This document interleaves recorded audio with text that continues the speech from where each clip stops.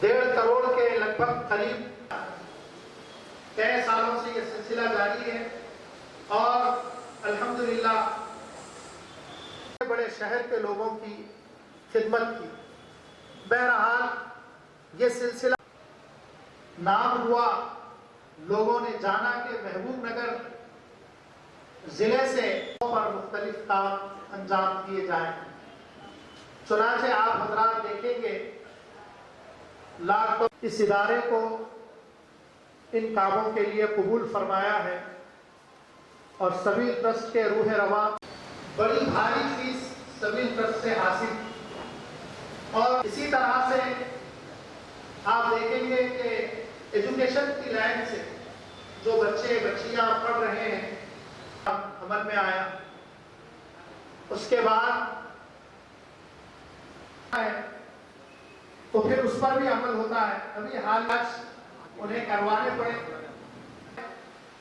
کہ آدمی اگر نجی حالات کا شکار ہو جائے، سب کی کوئی آنچ آ جائے، اللہ ہمارے ادارے کی سارے اداروں کی حفاظت فرمائے اور مولانا کی بھی خاص طور اللہ الرحمن الرحیم نحمده ونصلي على رسوله الكريم اما بعد. پیغمبر اسلام محمد رسول اللہ صلی اللہ علیہ وسلم نے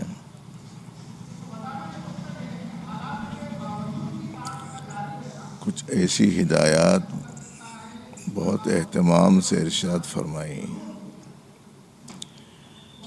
جس سے لوگوں میں امن و امان قائم ہو،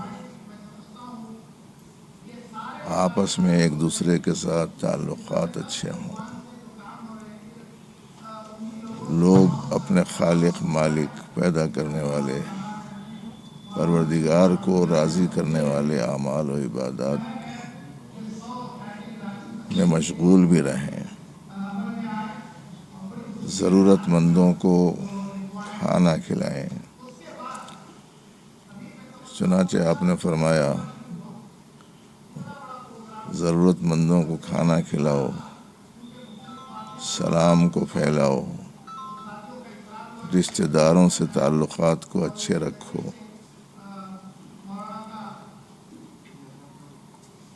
اللہ کی عبادت کرو اور جنت میں سلامتی سے داخل ہو جاؤ. یہ خلاصہ ہے نبی علیہ السلام کے ارشاد کا. آج صورتحال ایک دم مختلف ہو گئی. ایک دوسرے کے لیے امن چاہنے کا جذبہ ختم ہو گیا. ضرورت مندوں کی خدمات کرنے کے بجائے خود غرضی مفاد پرستی میں لوگ گرفتار ہو گئے. تعلقات ایک دوسرے کے ساتھ اچھے رکھنے کا کوئی اہتمام باقی نہیں رہا. بے شمار لوگ مختلف قسم کی پریشانیوں میں ہیں. کوئی بیماریوں میں پریشان ہے، کوئی معاشی حالات سے پریشان ہے، ان کا کوئی ہمدرد، ان کا خیر خواہ، ان کی مدد و نصرت کرنا، یہ اس وقت میں باقی نہیں رہا لوگوں میں. اسی قسم کے مقاصد کے پیش نظر کہ تمام لوگوں میں انسانی جو رشتہ ہے اس کے نتیجے میں ہر ایک کے ساتھ سلوک اچھا کریں. اگر اللہ نے کسی کو کوئی صلاحیت دی ہے تو وہ اپنی اس صلاحیت کو اللہ کے بندوں کی خدمت کے لیے استعمال کریں. اگر اللہ نے کسی کی مدد کرنے کے قابل بنایا ہے تو ضرورت مند کو قابل بنائیں، ضرورت مند کو اپنی اس قابلیت سے فائدہ پہنچائیں. اگر آپ میں اہلیت ہے، کوئی غریب بیمار ہے تو آپ اس کا علاج کریں. اگر کسی بے روزگار کو آپ روزگار سے لگا سکتے ہیں تو وہ لگا کے دے دیں۔ نبی علیہ السلام کے پاس ایک آدمی آیا تھا، اس نے کہا کہ حضرت میرے پاس کچھ نہیں، تو ان سے نبی علیہ السلام نے ایک کلہاڑی منگوائی، اپنے ہاتھ سے اس میں دستہ لگایا اور فرمایا کہ تم اس کے ذریعے سے لکڑیاں کاٹ دو اور اس کو بیچ کے اپنی ضرورت پوری کرو۔ لوگوں پر نظر رکھنا اپنی ضرورتوں کے پورا کرنے کے لیے یہ اچھا نہیں۔ تو اسی لیے جہاں کہیں بھی اس قسم کے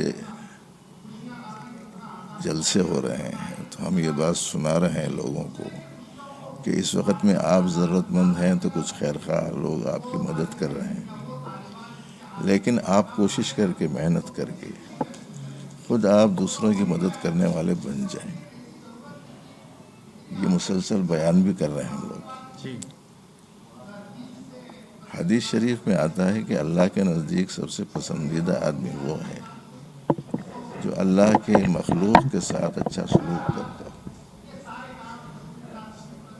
اور حدیث میں یہ بھی آتا ہے کہ اللہ کے نزدیک پسندیدہ اور میرے سب سے زیادہ نزدیک قیامت کے دن رہنے والا وہ آدمی ہے جو اچھے اخلاق والا ہو۔ ہم ان اجتماعات کے ذریعے سے اسی پیغام کو بلا تفریق مذہب و ملت پہنچانے کی کوشش کر رہے ہیں۔